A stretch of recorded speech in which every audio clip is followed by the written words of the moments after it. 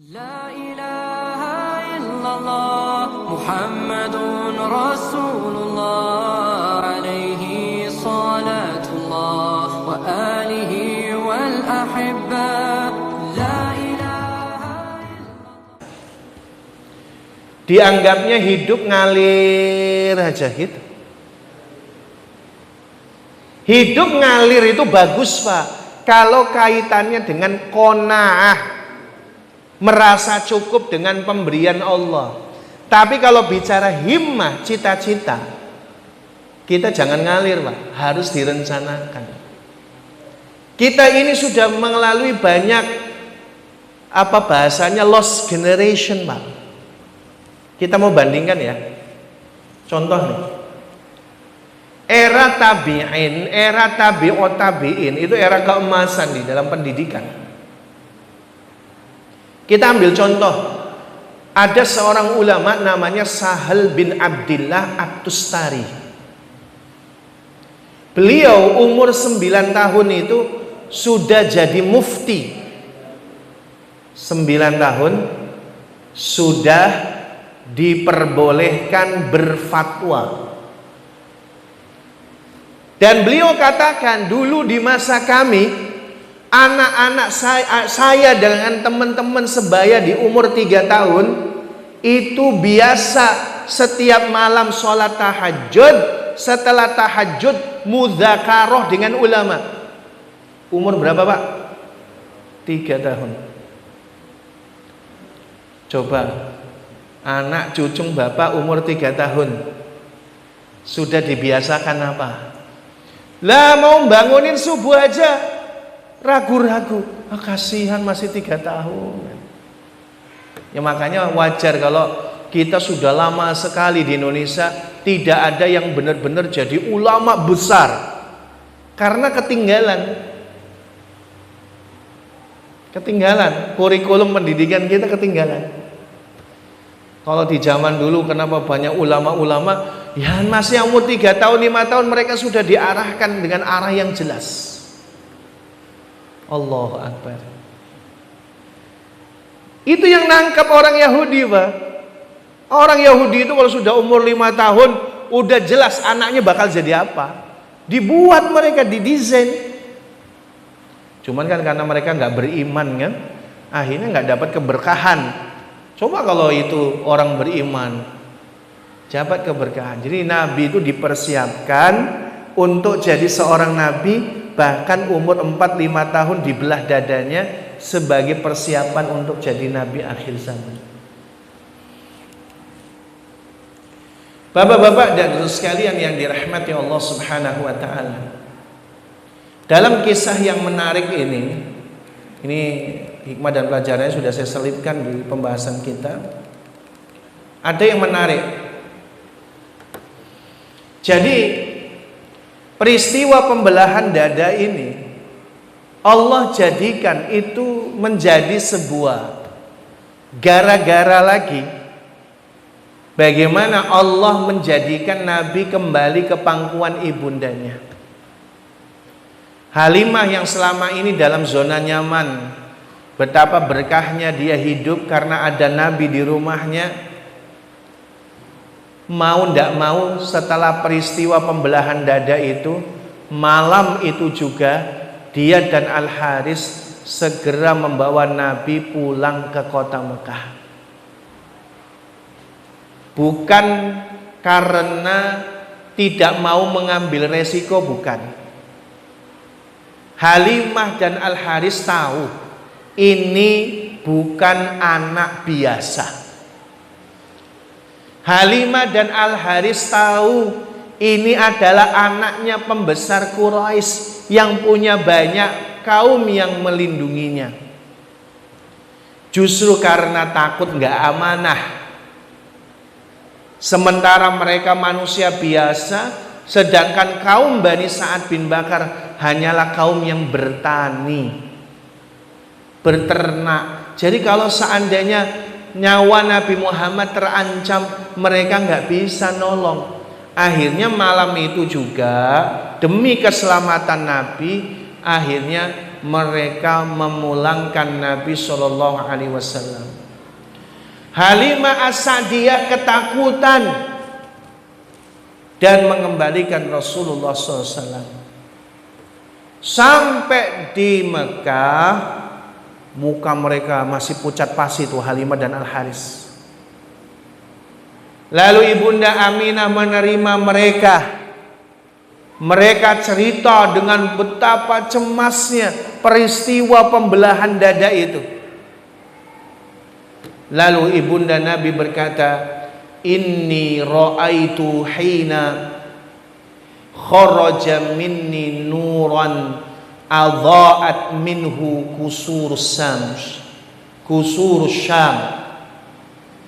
Sesungguhnya aku benar-benar melihat ketika keluar dari rahimku ada cahaya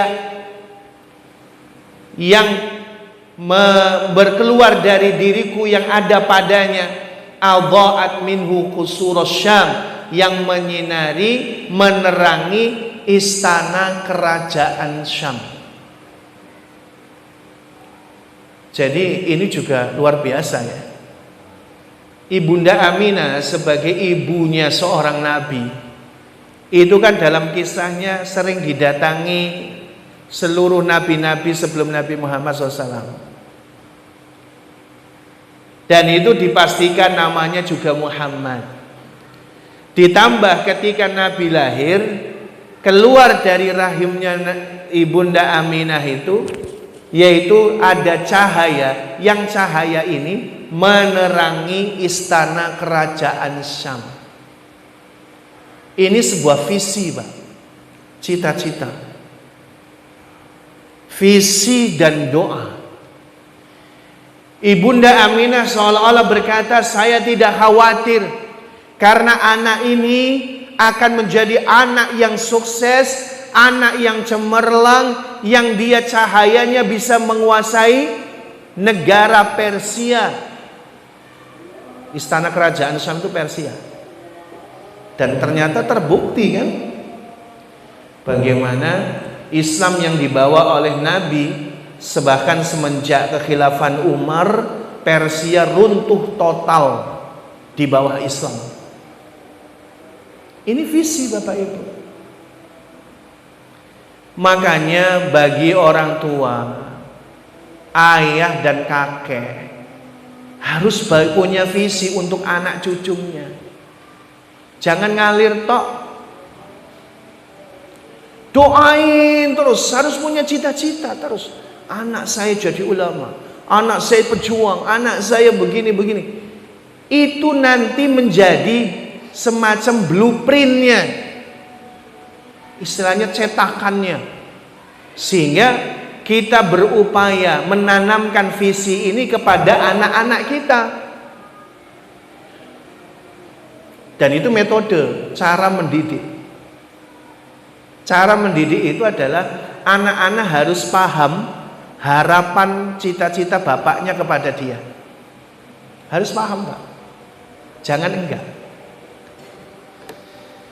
Akhirnya Nabi Shallallahu Alaihi Wasallam bersama ibunda Nabi Shallallahu Alaihi Wasallam hingga beliau berumur 6 tahun.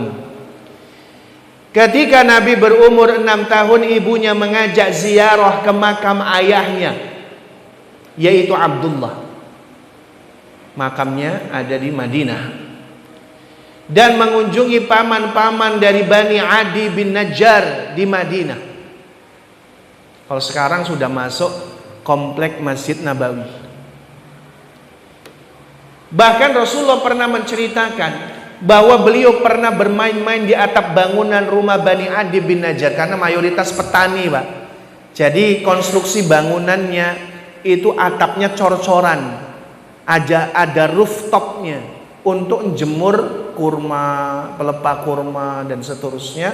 Sebagiannya itu digunakan untuk nampung air. Itu menjawab pertanyaan, kenapa orang Arab di sana nggak ada yang pakai genteng? Kenapa, Pak? Orang Arab bangunannya nggak ada yang pakai genteng. Coba Bapak umroh, ada nggak yang pakai genteng, Pak? Kenapa jawabannya? Bukan karena di sana nggak ada orang Pringsewu, bukan karena nggak ada orang gendong tataan yang jualan genteng. Karena satu, mereka jarang hujan. Ngapain air hujan dialirin ke bawah? Ditampung, airnya ditampung. Nah, rooftopnya digunakan untuk jemur hasil pertanian mereka. Itu jawabannya. Jadi Nabi lari-lari di atas rooftop, sementara Ibunda Aminah nangis di samping kuburan suaminya. Lama-lama karena perasaannya terlalu dalam sedihnya, beliau sakit keras. Tapi mau ndak mau harus pulang ke Mekah. Karena mereka ke Madinah ikut kafilah. Sementara kafilah dagang itu pulangnya setelah 2 bulan. Jadi durasi 2 bulan mereka harus pulang ke Mekah. Kalau enggak, gimana mereka pulang sendirian? Enggak mungkin. Makanya mau enggak mau Ibunda Aminah pulang ke Mekah ikut rombongan kafilah. Sebenarnya saudara-saudaranya dari Bani Najjar, Bani Zuhroh sudah melarangnya. Nanti bakalan diantar. Tapi kata beliau, saya khawatir dengan keselamatan anak saya. Lebih baik dia di tengah kaumnya, yaitu Quraisy. Maka akhirnya Ibunda Aminah terpaksa ikut rombongan kafilah. Sakit yang sudah keras malah tambah keras. Hingga sampai di daerah namanya Abwa, sebuah wilayah pertengahan antara Mekah dan Madinah. Persis pertengahan. Nabi SAW, Ibunda Nabi wafat dan dikuburkan di sana, di wilayah Abwa. Lalu kemudian sampailah berita, akhirnya Nabi SAW seorang diri yatim piatu. Ketika pulang ke Mekah, dengan siapa dia hidupnya? Siapa yang ngasuhnya? Siapa yang menjadi ibu dari pengganti ibunya? Siapa yang mendidiknya, yang menjadi ayah dari pengganti ayahnya? Insya Allah bulan depan kita bahas.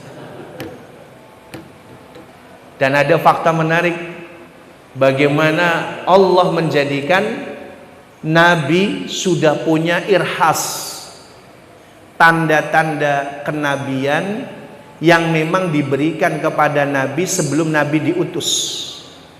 Bentuknya, bagaimana keberkahan itu terjadi. Nanti kita ceritakan apa itu irhas itu, dan insya Allah bulan depan. Barakallahu fikum ajmain. Demikian yang bisa kita bahas pada kesempatan kali ini. Mudah-mudahan ini menjadi nambah keyakinan kita, semakin cinta kepada Nabi Muhammad SAW dan semakin taat kepada Allah dan Rasul-Nya. Kita akhiri dengan kafaratul majlis. Subhanaka Allahumma wa bihamdika asyhadu an la ilaha illa anta astaghfiruka wa atubu ilaik. Walhamdulillahi rabbil alamin. Wassalamu alaikum warahmatullahi wabarakatuh.